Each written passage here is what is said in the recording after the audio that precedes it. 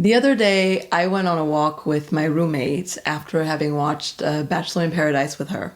And we talked about one of the characters who was sharing how she had this pattern, this dating pattern, and she kept dating a certain type of disrespectful man. And it seemed like the guy she was interested in on Paradise was exhibiting some of the same disrespectful tendencies that she is used to. And it seemed like she was acting in a way that she's used to acting, just being quiet, taking it on, letting him talk sideways to her. And she was just like not reacting. And I was like, girl, defend yourself. Like, how dare he talk to you that way, right? So me and my roommate are walking and we're talking about this. And I said how, yeah, it could be really hard sometimes to zoom out when you're in a relationship or you're in the beginning of a relationship and to see that the pattern that you're used to is playing itself out again, you know? And then she kind of asked me, so what are your patterns, you know? And I've spent a lot of time going back on my relationships and evaluating them, analyzing them, and understanding them, and the patterns that I've had. I want to say had.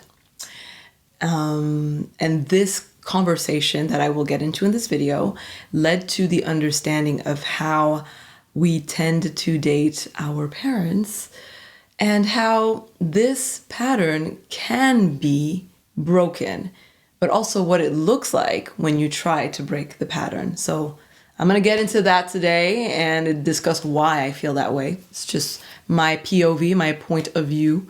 You might not feel it, but you might also learn a little bit of something. So let's get into it. But before we do, I want to take a deep breath with you so we can connect to each other. Breathe in. And let go. Repeat after me. I am open and receptive today.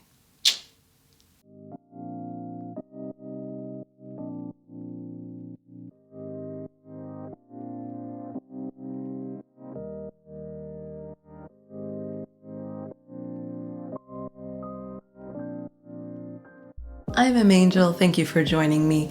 So as I was saying, I was talking to my roommate about my patterns, right? This year I took the time to work on myself, clean my closet, so to speak, empty my suitcases, my baggage that I bring with me in every relationship. I did a lot of father wound work, let's say the past few years, and this year has been mother wound work, very challenging, still ongoing, but very, very fruitful, both of them. And in this work, I realized that one of my relationships, I was definitely dating my father. Actually did a lot of father wound work through that relationship, and thanks to it, it brought to the surface a lot of the father wounds that I'd been carrying. And then I had two relationships that were clearly mother wounds at play that I was not aware of. So I said, yeah, okay, I see my patterns. It's either I'm dating my mom or my dad. There we go. And I asked my roommate, what about you? What are your patterns? What are the common traits you see throughout your exes? And she also hasn't had many relationships. I mean, she's 23, so understandable. But she did notice a certain pattern of behavior, a certain stubbornness in the guys that she was dating, a certain fixation on their worldview and not really open to anyone else's way of seeing life. And I asked her, is this something that you've seen in your own parents, you know? And she kind of stopped and she was like, I never really thought about it, but yes, actually, my mom and my dad, I exhibit that behavior, and we went into it, and she kind of realized that, yes, in a certain sense, she was dating her parents. Yeah, so it's not new what I'm mentioning. I'm pretty sure a lot of philosophers and psychologists in the past or in the present will tell you that you're kind of seeking your parents in relationships. And so my roommate asked, why is that? Are we really looking to date our parents? What's going on there? And I took a beat to think about it, and I was like, you know what? What I think it is that we are looking for nurturing in relationships, right? Be it friendships, lovers, family. It's nurturing that we are seeking from other people, interactions of safety and all of that, love, emotions, all of that good stuff. And if you think about it, in romantic relationships, I'd say that's the strongest factor at play, is seeking nurturing in our lovers. And what's interesting is that the first people in our lives who teach us about nurturing, who provide nurturing, are our parents or parental figures, depending on the situation you've had in your life. The people who were there taught you about nurturing, but the people who were also not there. In their absence, they also taught you about nurturing, seeking nurturing, and the relationship between you and a nurturer. So I think that those initial interactions develop patterns in us, develop expectations and familiarity. So when we're out in the dating world and we come across people who exhibit certain behavior, I think we just intuitively connect to people that are familiar. There's like a familiar energy behind the person that acts like our parents, you know, in the good and the bad. It's almost kind of creepy that I was dating my father, because even my little sister was like, that's dad. He looks like him, he acts like him, he sounds like him. He even made some references that my dad would make, and I was just like, how? This is creepy, but we'll go with it. He exhibited some of his positive traits, but also the negative ones, right? So I think what it is familiarity more than anything. I don't think we're trying to recreate that. We're just familiar, like, this is what nurturing looks like, or I just instinctively feel safe with them because they're familiar. That's just how we're wired, right? And what I think a lot of us do if we have wounds in our parental relationships, I think part of us, and I know this for a fact, the guys that I was attracted to that reminded me of my dad subconsciously, like now looking back, yes, I figured that out, but at the time I didn't realize it. It's that I kind of was seeking, I'm going to say, emotionally unavailable men. I realized one day that part of me was hoping that if I can manage to emotionally connect to this unemotional, unavailable man, I will kind of manage to do with them what I couldn't do with my father. So it's kind of this subconscious desire to fix that relationship. Instead of touching the actual relationship with the parent, I'm doing it through a surrogate. I'm trying to be seen by this person that just inherently doesn't see me, trying to heal that wound through someone else. You know, relationships are mirrors and they bring out these sides of us. I think we just are attracted to the familiar, and part of us is trying to heal and to correct the past and make up for it in our relationships subconsciously. So I really invite you to take a moment and sit with your exes, not physically, but emotionally. Just sit with your past relationships and ask yourself, okay, what are the common threads? What are the patterns? Are there two groups here? Are there different types of groups that I can see? And are there any adult figures or parental nurturers of my past that I can kind of connect these groups to, you know, try to see if there's a commonality there, because then I'm pretty sure, honey boo boo, if you see a lot of negative traits in common with, let's say, parents of yours, it's a beautiful signal to what you need to work on. And speaking from true lived personal experience, when I worked on my father wounds, it freed me absolutely completely of being attracted to unemotional, emotionally stunted or unavailable men completely. I could finally, it's like I was woke.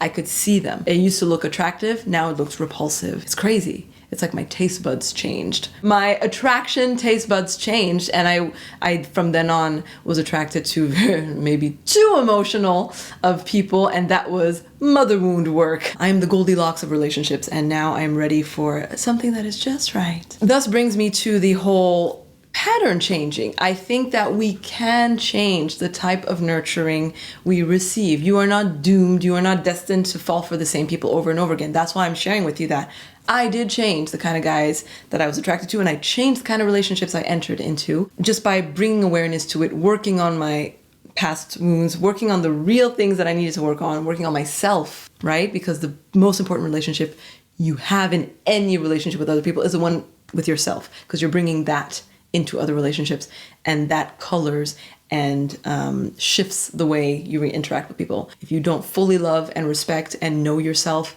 it's gonna show in your relationships. I guarantee it. Guarantee. So you do the work, you work on yourself, and now you're at the stage where you're ready for something new, where, okay, I know the kind of nurturing I want now. I know the kind of nurturing I was used to, but I no longer want that. I'm intentional now how I move forward and who I move forward with. I know myself better. I know my inner world better. And thus I'm asking for a different type of nurturing because I am providing a different type of nurturing for myself. That's why I'm saying it starts with you. Be the nurturer that you want to receive first and foremost. And you will, my love, my darling, attract the nurturer you are seeking. It has to start with you. You have to be enough. You must get to that point where you can really be the nurturer that you need. You can give yourself all of the love, attention, respect, kindness, patience, ease, warmth that you might be seeking in other people. If you cannot give it to yourself on a regular, you will not be finding it in other people as easily. I might be generalizing. Anyhow, we all have different experiences. This is just what I've observed in my life and the life of people around me. Maybe it's the lens through which I see life that I observe these things. Maybe there's another way of approaching it. I'm just sharing what I think and what I know and what has helped me in hopes that maybe if you see life through my lens as well, it might help you too. And I want to warn that it might be uncomfortable engaging with this new type of nurturer, especially if you haven't done the work to be the nurturer you're seeking. Because then there will be a disconnect between what you're used to and what you're asking for. And that disconnect creates discomfort. I've seen that one of my closest friends and this person that she is now dating. He is not like any nurturer she's known. He's providing a different type of nurturing, a different type of interaction, and actually a healthy interaction. And she misinterprets, in my opinion, right, his actions and sees the negative behind everything and sees the dangers and the red flags that aren't there. And when we talk through them and I say, well, actually, I think that this behavior is really healthy because he's showing respect to boundaries. I think that this behavior is healthy because he's showing interest. I think that this is a really good sign. I think every girl would love a guy that does X, Y, Z. And I'm almost flabbergasted at how she sees the negative in these situations. But it just speaks to where she is. And I know for a fact that she's still working. She's on her beautiful journey of self-love. It's fear speaking through her. It's fear of this unknown, unfamiliar nurturer coming into her space and giving her something she's not used to. And she's just expecting the old habits and old patterns to come through at any given moment. And so I wanted to also mention that you might not be comfortable with the kind of nurturer you're seeking because you're not used to that yet. And that's why it's very important to be the nurturer you want first, so that when they come through, one, you will recognize them because you'll be like, this person feels like me, as in loving, supportive, amazing, sweet, kind, tender, fun, dynamic, interesting, interested, involved. All the things that I am for me, this person is providing. And that means that they're providing that for themselves as well. And y'all will just have a beautifully connected, aligned, sparkly relationship. And I do wish that for every single one of you. I do. It's one of the pleasures of life.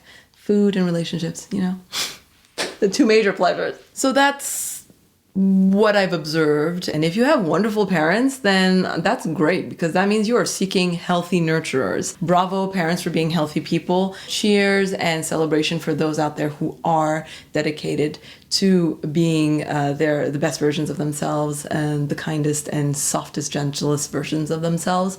Love it. We need more of that. People who are owning who they are, responsible for who they are, and teaching good things, giving out good tools.